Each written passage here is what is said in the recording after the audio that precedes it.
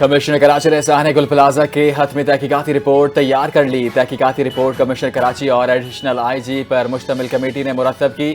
Report کے مطابق ground floor پر flower shop میں بچے کے ہاتھوں آگ لگی۔ آگ تیزی سے پھیلی، ایئر کنڈیشنر کے ڈکٹس کے ذریعے دیگر حصوں تک پہنچی۔ سانحہ میں 79 افراد جاں بحق، زیادہ تر اموات میز 9 فلور میں ہوئی۔ آگ رات 10:15 بجے لگی تھی۔ فائر بریگیڈ کو 10:26 پر اطلاع ملی۔ پہلا فائر ٹینڈر 10:37 پر پہنچا۔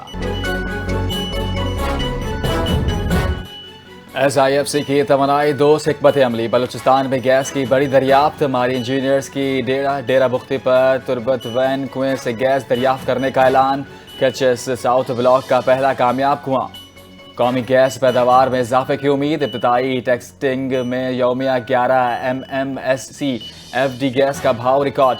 مزید پیداوار صلاحیت جانچنے کے لیے ٹیسٹنگ اور تجرباتی عمل جاری۔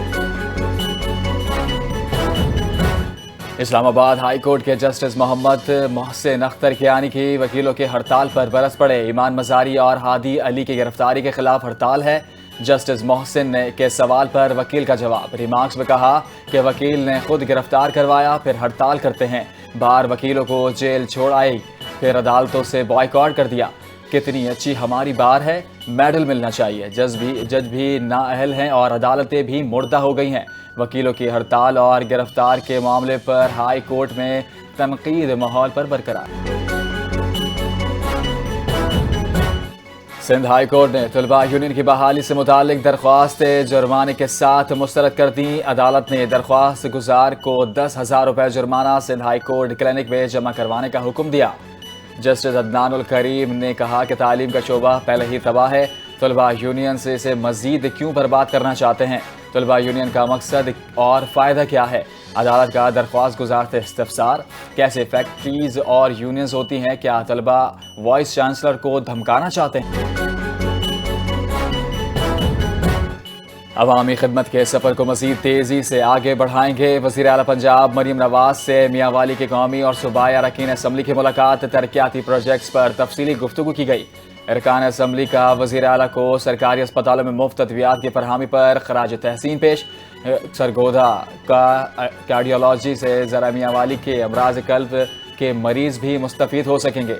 مریم نواز کا ستھرا پنجاب پروگرام کا دنیا کا سب سے بڑا ویسٹ مینجمنٹ پروگرام بنانے کا اعلان۔ میاں والی میں پہلی پبلک ٹرانسپورٹ، الیکٹرک اور بیوٹیفیکیشن پروجیکٹس عوام کے لیے اہم سہولت بنے۔ محکمہ excise and motor registration wings کا ٹیکس نہ دہندگان کے خلاف بھرپور کارروائی کا فیصلہ۔ ذرائع کے مطابق تاریخ میں پہلی بار ٹیکس نہ دہندگان کے رہائشی ایڈریس پر ٹیکس وصولی کے نوٹس ارسال کیے گئے۔ پہلے مرحلے میں 20,000 ٹیکس نہ دہندگان کو ٹیکس وصولی کے نوٹس ارسال کیے جا رہے ہیں۔